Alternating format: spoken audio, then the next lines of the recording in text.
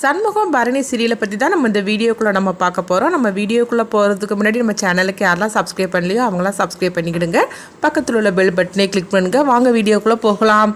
சண்முகம் முத்துப்பாண்டி எல்லாருமே பார்த்தோம்னா அந்த பக்கத்து வீட்டில் உள்ள சிசிடிவி ஃபுட்டேஜை அவங்க செக் பண்ணி பார்க்கும்போது அப்போ ஆட்டோவில் இருந்த கனியை காரில் அழைச்சிட்டு போகிறாங்க. இதை பார்த்ததுமே சண்முகம் அதிர்ச்சி அடைகிறாங்க. இப்போ பரணியும் சொல்கிறாங்க, என்ன சண்முகம் நடக்கிறதெல்லாம் பார்த்தா ரொம்ப பயமாக இருக்குது அப்படிங்கவும் அப்போ காரோட நம்பர் வச்சு அது யாருக்குள்ளது அப்படின்னு சொல்லிட்டு முத்துப்பாண்டி கண்டுபிடிச்சிருந்தாங்க. இது ஒரு அமைச்சரோட கார் அப்படின்னு சொல்லி கண்டுபிடிச்சிடவும் அடுத்து பார்த்தோம்னா அந்த வீட்டு அட்ரஸையும் கண்டுபிடிச்சிருந்தாங்க. எல்லாருமே இந்த வீட்டுக்கு கிளம்பி போயிட்டு இருக்கும்போது இந்த விஷயம் பாண்டிமாளுக்கு எல்லாமே தெரிய வருது. உடனே பாண்டிமா பார்த்தோம்னா அந்த அமைச்சருக்கு ஃபோன் பண்ணுறாங்க.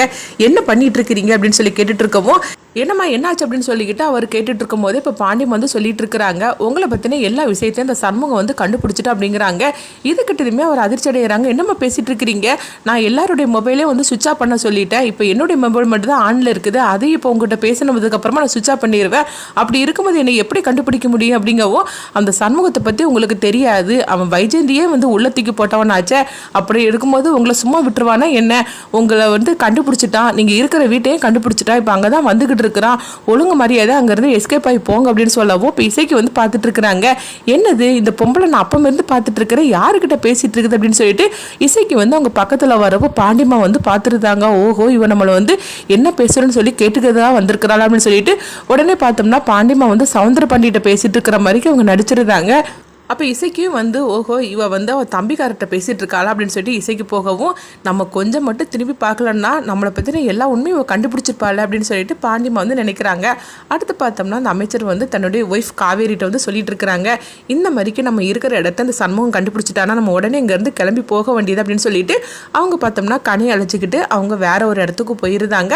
அவங்க போனதுக்கப்புறமா பார்த்தோம்னா சண்முகம் முத்துப்பாண்டி பரணி எல்லாருமே அவங்க வீட்டுக்கு வராங்க. அப்போ வெளியே வீடு பூட்டிகிட்டு இருக்கவும் என்னது வீடு பூட்டி கிடக்குது அப்படின்னு சொல்லிட்டு இருக்கும்போது, அதாவது வீட்டில் லைட் ஃபுல்லாக ஆஃப் ஆகி கிடக்குது, அப்படி இருக்கும்போது வீட்டில் யாருமே இருக்க மாட்டாங்க போலுங்க அப்படின்னு முத்துப்பாண்டி சொல்லவும் அப்போ பக்கத்து வீட்டில் உள்ளவங்க ஒருத்தரை கூப்பிட்டு அவங்க விசாரிக்கிறாங்க, இந்த வீட்டில் உள்ளவங்க எங்கே போயிருக்காங்கன்னு தெரியுமான்னு சொல்லி கேட்டுட்டு இருக்கும்போது அவங்க இங்கே தான் இருந்தாங்க, ஒரு 2 மணி நேரத்துக்கு முன்னாடி தான் அவங்க இங்கேருந்து கிளம்பி போனாங்க, அவங்க போகும்போது 2 சாமியாரும் கூட போனாங்க அப்படிங்கவும் இப்படி சொன்னதுமே பரணி பயப்பட ஆரம்பிச்சிருந்தாங்க.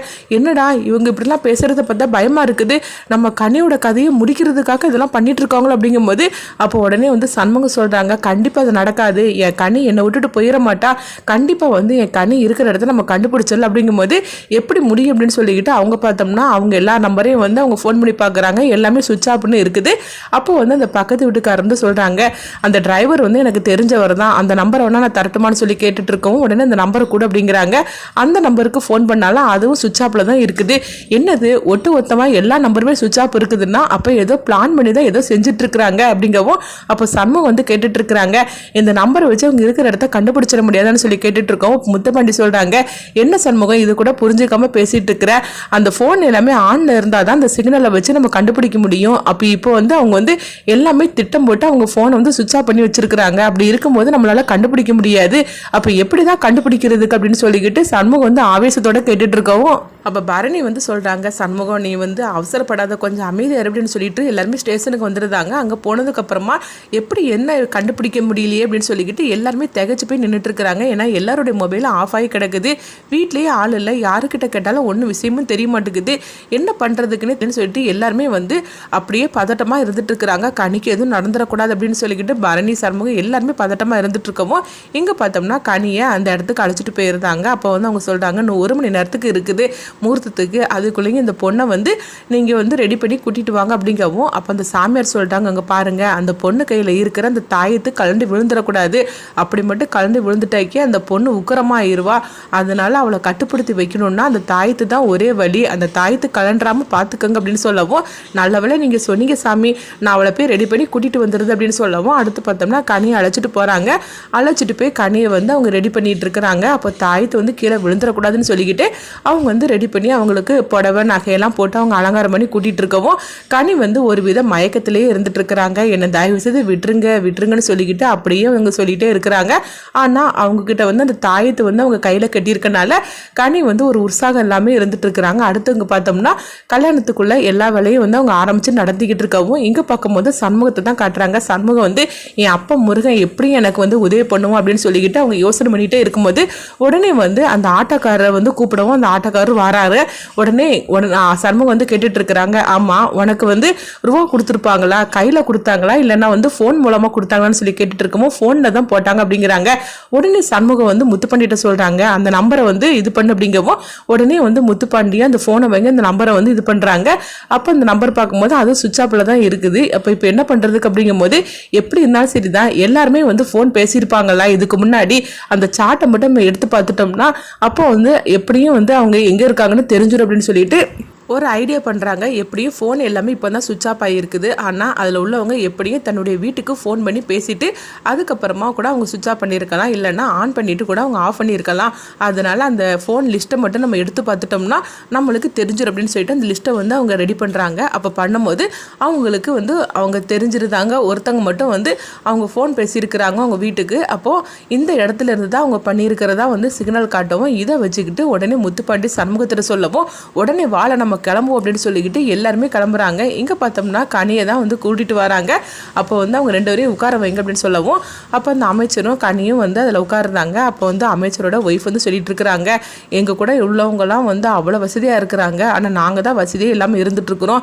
எப்படியோ இந்த பொண்ணு கழுத்தில் தாலி கட்டின நேரத்துலையாவது நாங்கள் வசதியாகிரும் அப்படிங்கவும், நீங்கள் ஒன்றும் கவலைப்படாதீங்கம்மா, இந்த பொண்ணோட ஜாதகம் அந்த அளவுக்கு ராஜயோகம் ஜாதகமாக்கும், அதனால் இந்த பொண்ணு கழுத்தில் மட்டும் தாலி கட்டுனா போகிறோம், அதுக்கப்புறமா உங்களுக்கு வந்து ராஜயோகம் தான் அப்படின்னு சொல்லவும், அதுக்காக தானே இவ்வளோ தூரம் கஷ்டப்பட்டு இருக்குது அப்படின்னு சொல்லிட்டு இருக்கவும், அதுக்காக தான் பணத்தை வாரி வாரி நான் இறச்சிக்கிட்டு இருக்கிறேன் அப்படின்னு அவங்க சொல்லிட்டு இருக்கிறாங்க. அடுத்ததாக பார்த்தோம்னா சீக்கிரமாக ஆரம்பிங்க அப்படிங்கவும் உடனே வந்து அவங்க கல்யாணத்துக்குள்ள அந்த மந்திரத்தெல்லாம் வந்து அவங்க சொல்லிட்டு இருக்கிறாங்க. அப்போ கனி வந்து என்னை விட்டுருங்கன்னே சொல்லிட்டே இருக்கிறாங்க. அப்போ வந்து கையில் வந்து பார்த்தோம்னா அவங்க தாயத்து கட்டி இருக்கிறாங்களா, அது அப்படியே வந்து கட்டி வச்சிருக்கிறாங்க. அது ஒரு கட்டத்தில் பார்க்கும்போது கலர்ற மாதிரிக்கே இருக்குது. இதை வந்து யாருமே கவனிக்காமல் இருக்கவும் அப்போ வந்து இங்கே பார்க்கும்போது முத்துப்பாண்டி சண்முகம் பரணி எல்லாருமே வந்து அந்த இடத்த நோக்கி அவங்க வந்துட்டு இருக்கிறாங்க. எங்க பார்க்கும்போது வந்து சாமியார் வந்து மந்திரத்துல சொல்லி முடிச்சதுமே அவங்க வந்து தாலி எடுத்து கொடுக்குறாங்க, அந்த பொண்ணு கழுத்துல கட்டுங்க அப்படின்னு சொல்லக்கூடிய நேரத்துல கனி வந்து அப்படி கையை வந்து அப்படி தூக்கும் போது பார்க்கும்போது அந்த தாயத்தை வந்து கீழே விழுந்ததுமே கனி வந்து அப்படியே உக்கரமாயிருந்தாங்க. என்ன நினைச்சிட்டு இருக்கிறீங்க அப்படின்னு சொல்லிக்கிட்டு எல்லாத்தையும் போட்டு தட்டி விட்டுட்டு இருக்கும் போதே, ஐயோ அவளை பிடிங்கடா அப்படின்னு சொல்லிட்டு இருக்கும் போதே உடனே வந்து கனியை பிடிச்சு அழைச்சிட்டு வராங்க. அப்ப கனியோட கையை பிடிச்சு வச்சுட்டு இருக்கும் போது, நீங்க தாலி கட்டிருங்க, இதுதான் சரியான நேரம் அப்படின்னு சொல்லும் போது உடனே தாலி கட்டுறதுக்காக வரும்போது கனி வந்து கத்த ஆரம்பிச்சிருந்தாங்க. அப்போ வந்து கரெக்டாக பார்த்தோம்னா முத்துப்பாண்டி பரணி சண்முகம் எல்லாருமே வந்திருந்தாங்க. வந்ததுமே அவரை போட்டு அடின்னு அடிச்சு அவங்க வெளுத்து வாங்குறாங்க. உனக்கு எவ்வளவு தைரியம் இருந்தா என் தங்கச்சி அடிச்சுட்டு வந்து இந்த மாதிரி நீ செஞ்சிருப்ப அப்படின்னு சொல்லிட்டு அவங்க அடின்னு அடிச்சு வெளுத்து வாங்கவும் இதை கொஞ்சம் கூட எதிர்பார்க்காத எல்லாருமே அதிர்ச்சி அடைகிறாங்க. கனி ஓடோடி வரவும் பரணி வந்து கனின்னு சொல்லிக்கிட்டு கனியை வந்து காப்பாத்திட்டு காவிரியை போட்டு அடின்னு அடிக்கிறாங்க. நீ எல்லாம் ஒரு பொம்பளை அடி அப்படின்னு சொல்லிட்டு அடுத்ததாக பார்த்தோம்னா முத்துப்பாண்டி அவங்க எல்லாத்தையும் அரெஸ்ட் பண்ணி கூட்டிகிட்டு போகவும் அப்போ வந்து கனி அப்படின்னு சொல்லிக்கிட்டு சண்முகம் பரணி முத்துப்பாண்டி எல்லாருமே வந்து அவங்க கனியை காப்பாற்றிருந்தாங்க. அப்போ கனி வந்து கண்கலைங்க அவங்க அழுதுகிட்டு இருக்கவும், அண்ணா நல்லவேளை நீ வந்தண்ணா, இல்லை மட்டும் வரலன்னா அவங்க என் கழுத்தில் தாலி கட்டியிருப்பானா அந்த ஆள் அப்படின்னு சொல்லிட்டு இருக்கும்போதே சின்ன பொண்ணுன்னு கூட பார்க்காம இந்த மாதிரிக்கு அயோக்கியதனை பண்ணியிருக்கிறாங்களா அப்படின்னு சொல்லிட்டு இருக்கும்போதே அடுத்து பார்த்தோம்னா கனியை காப்பாற்றியாச்சு அப்படின்னு சொல்லிக்கிட்டு பரணி வந்து இசைக்கு ஃபோன் பண்ணுறாங்க. இசைக்கும் பார்த்தோம்னா அவங்க வைகுண்டத்தில் சொல்கிறாங்க, அப்பா நம்ம கனியை காப்பாற்றிட்டாங்கப்பா அப்படிங்கவும் இதை கிட்டதுமே பாண்டியமாக அதிர்ச்சி அடைகிறாங்க. ஐயோ இது என்னது கனியை காப்பாற்றிட்டாங்களா அப்படின்னு சொல்லிக்கிட்டு அவங்க அதிர்ச்சி அடையவும் அப்போ வந்து பாண்டியமாக திருன்னு முழிச்சிட்டு இருக்கிறாங்க. இப்போ என்ன பண்ணுறதுக்கு தெரியலையே, ஒருவேளை நம்ம பேரையும் மாட்டி விட்டுருப்பானோ அப்படின்னு சொல்லிட்டு இருக்கும்போது இல்லை மாட்டி விட்டுருக்க மாட்டான், இப்போ என்ன பண்ணுறதுக்கு, நம்ம இங்கேருந்து கண்டிப்பாக எஸ்கேப் ஆகிடணும், நம்ம தான் இதுக்கெல்லாம் காரணம்னு தெரிஞ்சிச்சுன்னா அவ்வளோதான், இந்த சண்முகம் லேஸ்பட்டவன் கிடையாது, ஏற்கனவே அவர்கிட்ட நான் சொன்னேன் உஷாரா இருங்க, இந்த சண்முகம் லேஸ்பட்டவன் கிடையாதுன்னு, ஆனாலும் என் பேச்சை கேட்காம என்னதான் பண்ணுனானுங்களே தெரியலையே அப்படின்னு சொல்லிட்டு பாண்டியம்மா திருன்னு முடிச்சிட்டு இருக்கவும் அவங்க ரூமுக்கும் வெளியுமா அவங்க போயிட்டு வந்துட்டு இருக்கிறாங்க. அப்போ இசைக்கு வந்து சந்தேகம் வருது, என்னது நானும் இந்த பெரியாத்தால பார்த்துக்கிட்டு தான் இருக்கிறேன், இவ போற போக்கே சரியில்லையே அப்படின்னு சொல்லிக்கிட்டு இசைக்கு வந்து நினைக்கவும் அடுத்தது பார்த்தோம்னா இசைக்கு வந்து அவங்க எட்டி பார்க்குறாங்க. அப்போ வந்து பாண்டியம்மா கட்டுக்கட்டா பணத்தை வந்து எடுத்து வச்சதெல்லாம் பேக்கில் வச்சுட்டு இருக்கிறாங்க. இதை பார்த்ததுமே இசைக்கு அதிர்ச்சி அடைகிறாங்க. அதே நேரத்தில் பார்த்தோம்னா சண்முகம் கனியை அழைச்சிட்டு வராங்க. அடுத்து என்ன நடக்குன்னு பார்க்கலாம்.